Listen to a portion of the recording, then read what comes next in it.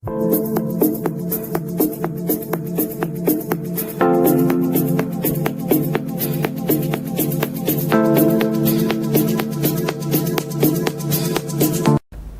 alaikum wa rahmatullah, marhaban bikum fi hada al-vidéo.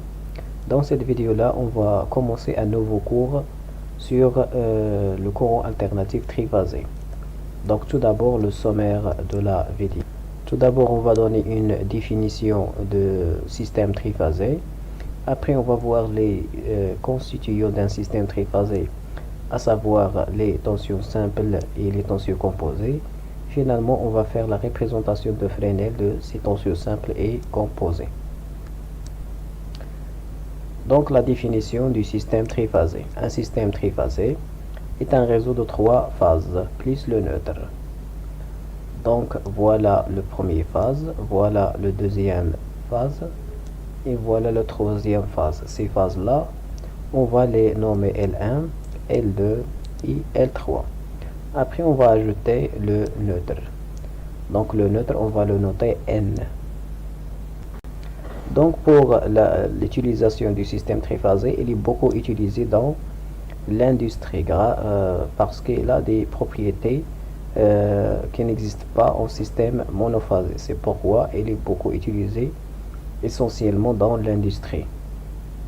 Après, on va voir les tensions simples d'un système triphasé. Donc, c'est quoi une tension simple? C'est la différence de potentiel entre une phase et le neutre. Donc, voilà le premier tension simple V1, c'est la différence de potentiel entre la phase 1 et le neutre. Donc, voilà la deuxième tension simple V2, c'est la tension entre la phase, la phase 2 et le neutre. Le troisième tension simple, c'est la différence de potentiel entre la phase 3 et le neutre. Donc ces tensions, ce sont des tensions simples. Elles sont en nombre de 3. Donc pour l'expression temporelle de ces tensions-là, donc ce sont des tensions sinusoïdales. Donc V1, c'est son expression temporelle, c'est V racine de 2 sinus oméga t. Pour V2, il est déphasé par rapport à V1 par un angle de moins 2π sur 3. Ça veut dire 120 degrés. Et la tension V3 aussi, il est déphasé par rapport à V2 de 2π sur 3. Donc 2π sur 3 plus 2π sur 3, c'est 4π sur 3. Donc ces tensions-là, ce sont des tensions sinusoïdales qui ont la même valeur efficace, c'est V, et la même fréquence. Donc lorsqu'on dit fréquence, on dit la pulsation. Donc la pulsation oméga est égale à 2π fois F. Donc le déphasage, il y a un déphasage entre ces trois tensions de 2π sur 3. Ça veut dire 120 degrés. Maintenant, on va représenter, on va donner la représentation complexe de ces trois tensions. Donc la représentation complexe, elle est composée d'un module et d'un argument. Donc pour la V1, c'est le module, c'est la valeur efficace, et l'argument, c'est la phase à l'origine. Donc à la phase à l'origine de V1 est égale à 0, donc la voilà, et la valeur efficace c'est V. Même chose pour V2, donc la valeur efficace c'est V, et la phase à l'origine c'est moins 2π sur 3. Aussi pour V3, la phase à l'origine c'est moins 4π sur 3, et la valeur efficace c'est V. Maintenant, on va représenter les courbes de tension simple. Donc, on va commencer par V1. Donc, V1, donc sa valeur maximale, c'est V racine de 2, efficace, c'est V. Sa pulsation, c'est oméga. La phase à l'origine, c'est 0. Donc, le point 0 de ce tension-là est l'origine du repère. Et ce coincé, donc, elle va commencer d'ici. Donc V1, la voilà l'alternance positive, l'alternance négative, O c'est l'alternance positive et l'alternance négative.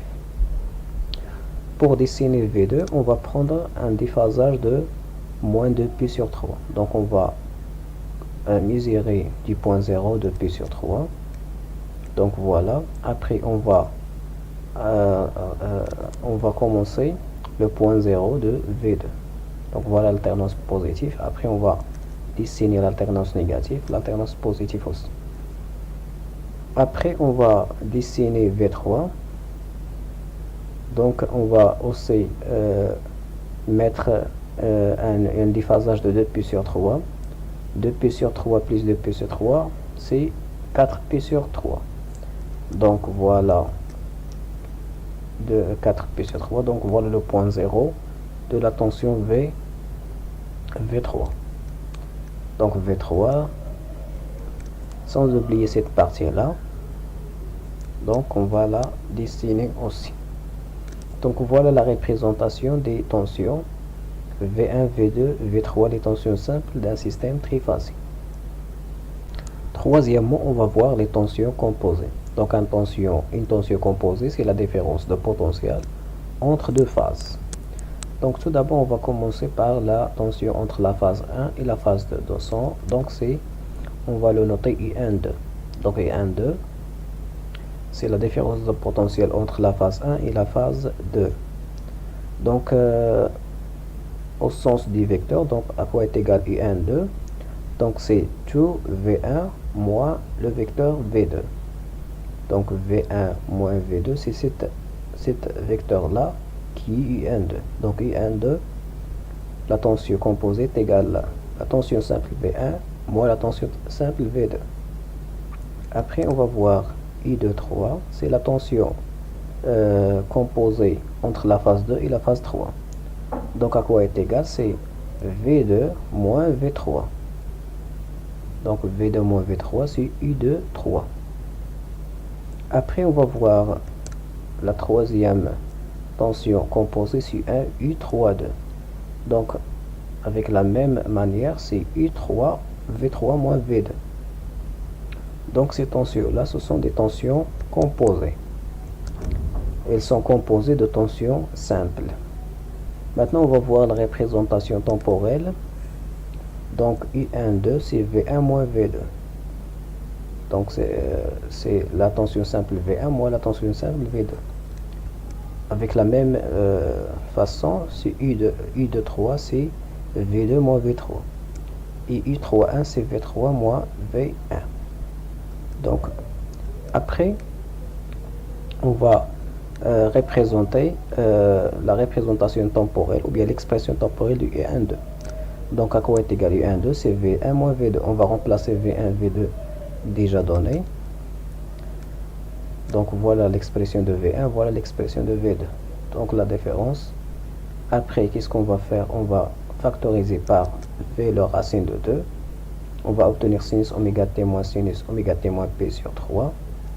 Après, on va utiliser les formules trigonométriques pour convertir sinus moins sinus en cosinus fois sinus. Donc, à quoi est égal sinus A moins sinus P? C'est le cosinus A plus B fois le sinus A moins B. Donc, voilà cosinus oméga T plus oméga T moins P sur 3. Ici, divisé par 2. A plus B divisé par 2. A moins B divisé par 2. Ici le cosinus, ici le sinus. Après, on va simplifier. Qu'est-ce qu'on va obtenir? Donc, oméga t moins p sur 3 fois sinus p sur 3. Donc, sinus p sur 3, c'est la racine 3 sur 2. Après, on va convertir le cosinus en sinus. Donc, le cosinus A est égal à sinus A plus p sur 2. Donc, on va convertir le cosinus en sinus.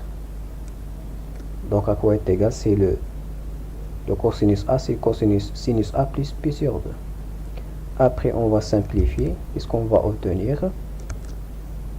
Donc, c'est le sinus oméga t plus P sur 6. Avec, on a remplacé V fois la racine de 3, c'est le U. C'est la valeur efficace de la tension composée. Donc on va écrire avec U est égal à la racine de 3 fois V. Donc la relation entre la tension simple, la tension composée et la tension simple, c'est la racine de 2. Maintenant, on va voir l'expression temporelle de la tension I de 3. Donc I de 3 est égal à V2 moins V3. On va remplacer V2 et V3 par leur expression. Après, on va factoriser par V la racine de 2. On va obtenir sinus moins sinus. Donc on va utiliser les formules trigonométriques pour passer de sinus moins sinus en cosinus fois le sinus. Donc sinus A moins sinus B est égal à quoi? Est égal le cosinus A plus B divisé par 2 fois le sinus A moins B divisé par 2. Donc après simplification, on va obtenir cosinus oméga t moins P fois sinus P sur 3. Sinus P sur 3, c'est la racine 3 sur 2. Et on va convertir le cosinus oméga t moins P en sinus oméga t moins P plus P sur 2. On va ajouter P plus P sur 2.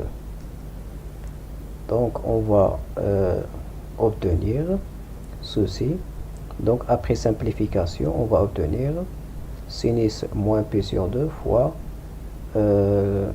fois V racine de 2 racine 3. Après on va remplacer V racine 3 par la tension efficace U.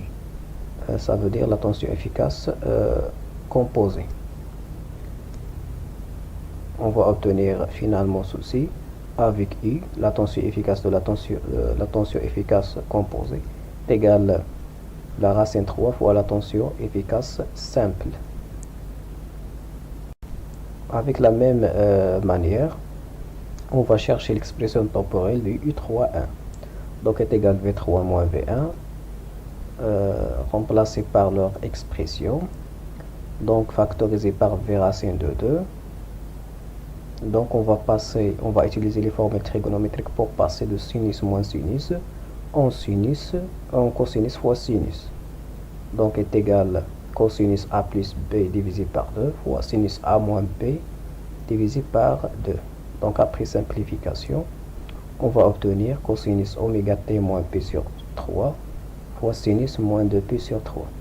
Donc le sinus moins 2P sur 3, c'est moins racine 3 divisé par 2. Donc on aura un signe moins. Donc on sait déjà que moins cosinus oméga t moins 2P sur 3, c'est le sinus, et on va ajouter un moins P sur 2. Donc on va simplifier. Donc ici on a moins 2P sur 3 moins P sur 2. On va obtenir moins 7P sur 6. Avec, on avait la tension efficace simple fois la racine de 3 est égale la tension efficace composée. Donc comme ça, on a obtenu l'expression temporelle de la tension U12, U23 et U31. Maintenant, on va donner la représentation complexe des tensions composées. Donc on a trouvé la tension simple, la tension composée U12 est égale à ceci, la tension composée U23 et la tension U31. Donc l'expression temporelle est composée d'un module et d'un argument. Le module c'est la valeur efficace et l'argument c'est la phase à l'origine. Donc on va écrire U3, U12 est égal U, la valeur efficace. Et ici on va mettre l'argument, c'est la phase à l'origine. Avec la même manière, U3, U23, U31. Maintenant on va faire la représentation de la tension, des tensions composées U12, U23 et U31. Donc à quoi est égal U12? C'est V1 moins V2. Donc la tension simple V1 moins la tension simple V2. Donc voilà la tension simple V1 en noir. La tension simple V2 c'est en bleu. Donc V1 moins V2 à quoi est égal? C'est la tension composée U12. Donc U12 c'est le double de V1 et le V2. Donc voilà U12, l'alternance positive, l'alternance négative, l'alternance positive et l'alternance négative. Donc U12, il est V1 moins V2. Après U2, 3, c'est la tension V2 moins V3. Donc V2 c'est la tension bleue et V3 c'est le rouge. Donc V2 moins V3 c'est U2, 3, c'est la tension composée. Donc voilà l'alternance positive, l'alternance négative, l'alternance positive et l'alternance négative. Donc c'est la tension composée U2, 3. Et la tension composée U3, 1, c'est V3 moins V1. Mais avec la même manière, c'est V1 moins V3. Donc voilà la tension. Donc elle va commencer d'ici. Il est en rouge. Donc la tension, l'alternance négative, l'alternance positive, négative et le positif. Donc les tensions composées, elles sont plus grandes que les tensions simples. Donc elles sont composées des tensions simples. Donc voilà la représentation des tensions simples et les tensions composées dans le même repère. Maintenant, on va faire la représentation de Fresnel des tensions simples et composées. Donc tout d'abord, on va prendre un repère, donc l'origine. Après, on va représenter V1, la tension simple V1, et la tension V2, elle est décalée ou bien déphasée par rapport à V1 par un angle de moins 2π sur 3. Même chose, le V3 il est décalé par rapport à V2 de 2π sur 3. Après, on va mettre l'inverse des tensions V1, de la tension V2 et de la tension V3. Donc, on aura besoin de ces tensions-là. L'inverse de la tension V1, le voilà. Et l'inverse de la tension V2 et l'inverse de la tension V3. Donc, maintenant, on va représenter la tension UN2. Donc, UN2, c'est V1 moins V2. Donc, voilà la tension V1 et moins V2, le voilà. Donc, V1 moins V2. Donc, la somme vectorielle de V1 moins V2. Donc, on va faire déplacer V moins V2 ici. Donc, voilà V2. Donc, V1 moins V2. Donc, voilà, c'est la tension composée UN2. Après, on va représenter la tension I23. Donc, I23, c'est la tension V2 moins la tension V3. Donc, voilà, on va faire déplacer la tension moins V3. Donc, la somme vectorielle de V2 moins V3, c'est la tension I23. Et finalement, on va représenter la tension U31. Donc, voilà U3.